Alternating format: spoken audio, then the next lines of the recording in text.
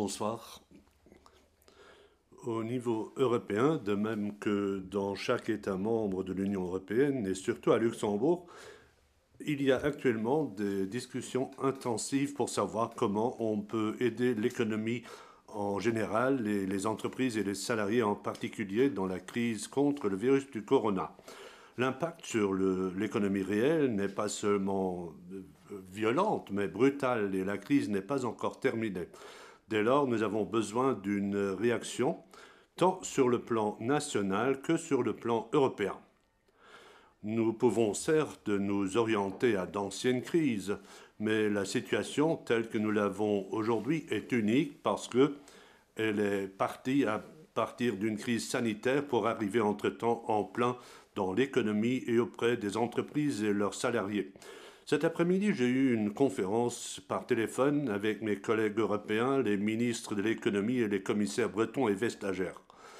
Le Luxembourg salue la réaction rapide et les mesures annoncées de Bruxelles pour aider les économies de l'Union européenne et dans les différents États membres. Nous avons besoin d'une approche cohérente au niveau européen. Le cadre et surtout l'ouverture des aides pour les entreprises, décidées la nuit dernière à Bruxelles, vont y contribuer. J'ai dit aux commissaires compétents, mais aussi aux autres ministres de l'économie, surtout de l'Allemagne, de la France et de la Belgique, que cette approche européenne commune doit reposer sur nos piliers du marché intérieur européen, avec la libre circulation des marchandises et surtout pour ceci, donc surtout pour les équipements médicaux, les médicaments et les aliments. Aussi, l'approvisionnement des entreprises avec des pièces et des produits doit se poursuivre dans l'intérêt des entreprises et de leurs salariés, mais aussi dans l'intérêt des citoyens. L'autre pilier du marché intérieur, c'est la libre circulation des gens qui travaillent et des services. Ce n'est pas seulement essentiel pour l'économie luxembourgeoise, mais aussi pour l'Union européenne en général, où des millions de personnes traversent les frontières pour aller travailler dans un autre pays. Cela vaut surtout et avant tout pour le Luxembourg, où la moitié des salariés viennent de nos pays voisins. L'ouverture des frontières entre les pays européens pour la livraison de médicaments et d'aliments de pièces importantes reste essentielle, et voire même vitale pour l'économie luxembourgeoise. Mais aussi à Luxembourg, on produit des produits dont on a besoin désespérément à l'étranger. Par exemple, le Tyvek, qui est réalisé par Dupont à Kontern, les costumes blancs, les fameux costumes qui permettent de se protéger contre le virus. Ce n'est donc pas seulement qu'il y ait un flux de marchandises dans une direction, mais cela va dans deux directions. Différents pays ont déjà pris des mesures pour fermer leurs frontières. Après l'échange de cet après-midi avec mes collègues européens, je suis confiant pour pouvoir trouver rapidement des solutions pragmatiques dans l'intérêt de la santé des citoyens et de la libre circulation des marchandises et des personnes autour de nous. L'Allemagne, par exemple, après la discussion avec la Commission, a levé ses restrictions d'exportation pour des équipements de protection. La vice-présidente Margrethe Vestager et le commissaire à l'industrie Thierry Breton m'ont assuré dans notre entretien que eux-mêmes et la Commission sont déterminés de soutenir nos efforts pour stabiliser l'économie et la relancer après la crise. Cela nous donne, chez nous, plus de flexibilité pour aider aussi les entreprises avec des aides financières supplémentaires. Cela nous permet aussi une meilleure utilisation des fonds de l'Union européenne pour minimiser l'impact négatif sur les entreprises. Au ministère de l'économie et dans d'autres ministères, on s'applique à appliquer les instruments existants pour aider les entreprises de manière rapide et pragmatique. Le chômage partiel reste le principal instrument pour éviter que les entreprises doivent licencier. En raison du virus, nous appliquons le chômage partiel sur tous les secteurs parce que nous considérons que le virus est un cas de force majeure. Nous payons 80% des salaires. Le chômage partiel s'applique pour des personnes qui ont un CDI ou un CDD.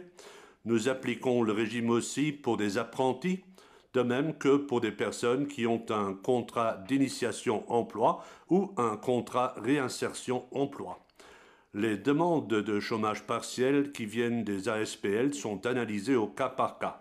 Logiquement, les salariés qui sont au télétravail ou qui sont au congé pour raisons familiales n'ont pas droit au chômage partiel. Les secteurs économiques qui ont dû fermer sur décision du gouvernement, comme à l'intérieur du secteur de l'ORESCA, les bistrots, les cafés et les restaurants, de même qu'une partie du commerce et des magasins ou encore la construction, tous ces secteurs sont d'office éligibles pour le chômage partiel.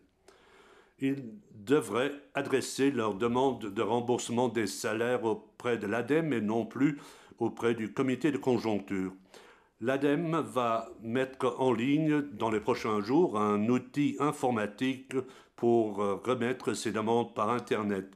Le remboursement sera rapidement garanti et de manière rétroactive à la date où le gouvernement a fermé le secteur.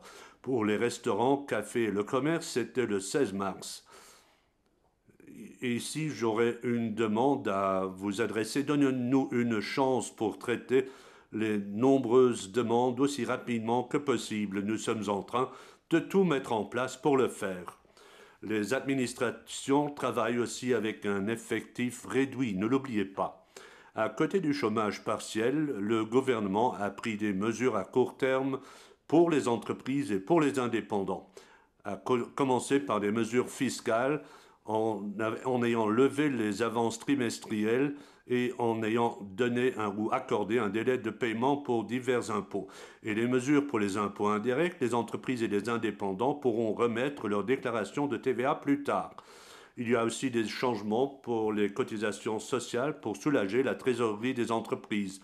L'ex-Télès et moi-même, nous avons lancé un projet de loi pour les PME et aussi pour les entreprises industrielles et les indépendants pour leur donner une aide financière en raison du virus.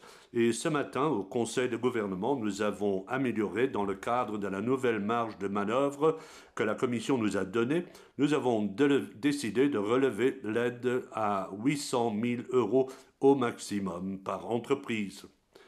Maintenant, j'en viens au message le plus important de ce soir et que je voudrais aussi donner aux entreprises luxembourgeoises. Le gouvernement lance un paquet cohérent et substantiel de mesures pour renforcer, soutenir l'économie nationale pour lui permettre de s'en tirer au mieux. Et dans ce paquet, nous allons intégrer des mesures déjà existantes, mais aussi de nouvelles mesures. Ces nouvelles mesures sont supportées par l'ensemble du gouvernement, par le ministre de l'Économie, le ministre des Finances Pierre Gramegna, le ministre des classes moyennes Lex Telles et le ministre du Travail Dan Kersch. Le Covid-19 plan de stabilisation pour l'économie luxembourgeoise ne se limite donc pas sur un domaine spécifique. Le plan de stabilisation repose sur une analyse détaillée pour savoir ce dont l'économie nationale a besoin. Nous sommes en train de faire cette analyse. Dès lors, je ne peux pas entrer dans le détail des instruments envisagés. Nous voulons aussi inclure des acteurs externes pour la réalisation de plans de stabilité comme la SNCI, mais aussi les banques qui auront certainement un rôle important à jouer. En pleine conscience, je ne cite pas d'enveloppe financière pour ce plan de stabilisation. Je rappelle seulement que les finances publiques luxembourgeoises sont saines. Cela nous donne la marge de manœuvre nécessaire dont on a besoin pour financer ce plan de stabilité à court, moyen et à long terme.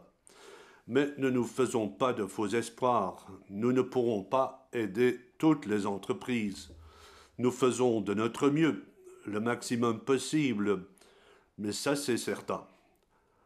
L'économie se trouve au service de la personne. Dès lors, nous réalisons ce paquet de stabilité pour les entreprises, mais aussi pour que les gens aient un travail et un revenu et pour que l'État garde les moyens pour maintenir notre système social généreux. L'économie luxembourgeoise tourne au ralenti, certes, mais n'est pas encore à l'arrêt. C'est important et vital que beaucoup de gens restent chez eux. Mais il y a aussi beaucoup d'autres personnes qui vont au travail tous les jours pour assurer les activités essentielles du pays. Avec par exemple l'approvisionnement en énergie et en eau, les magasins alimentaires, le transport public ou la police et diverses administrations et ministères. À côté du personnel du secteur de la santé, nous devons remercier toutes les personnes qui assurent ces services tous les jours. Il n'y a pas que les médecins et les infirmières qui jouent un rôle crucial actuellement, mais aussi les caissières dans les supermarchés, le personnel dans la branche alimentaire, les patrons qui gardent leur entreprise en vie, les chauffeurs de bus, les artisans qui assurent les dépannages.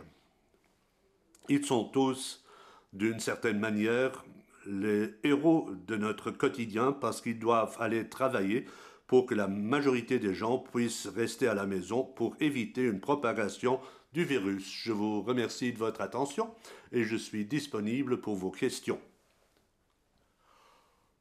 Monsieur le ministre, la première question que je voudrais vous poser vient de citer Luxembourg. Je vais la lire dans la langue. L'Europe centrale, il a été proposé de restructurer les dettes privées des entreprises et des personnes physiques, soit en allongeant l'échéance, soit en suspendant le paiement des intérêts et du principal, soit même en limitant le taux d'intérêt des prêts à la consommation. Avez-vous exploré la faisabilité de formules similaires? Eh bien, je vous ai dit que dans le cadre du paquet de stabilisation que nous sommes en train de discuter avec le ministre des Finances et avec le ministre des classes moyennes et le ministre du Travail, les banques seront aussi impliquées dans la discussion. Et évidemment, nous voulons réaliser tout cela en partenariat avec les banques. Tout le monde devra faire un effort dans cette crise qui est exceptionnelle et ceci, c'est une des mesures qui sont discutées. Donc rallonger certains moratoires qu'on peut s'imaginer pour des crédits à payer, oui, là, ces discussions sont en cours.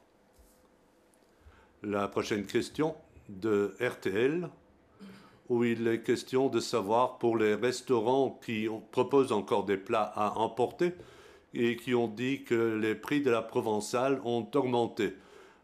Et malgré la fermeture des cafés, des restaurants, est-ce que c'est l'offre et la demande qui jouent ou est-ce que vous envisagez des mesures de correction?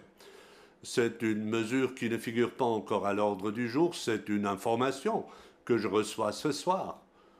Bon, évidemment, nous sommes dans un contexte où les règles normales ne s'appliquent pas, où les règles de l'offre et de la demande sont affectées.